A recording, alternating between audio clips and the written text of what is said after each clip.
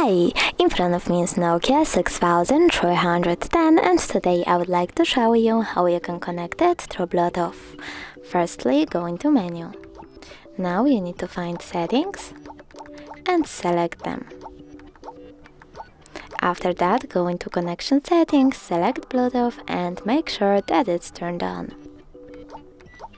Then go into purge devices and choose add new device. After that, wait a bit. As you can see, my devices were successfully connected. Thanks so much for watching. If you enjoyed this video, leave a like, comment and don't forget to subscribe. Bye!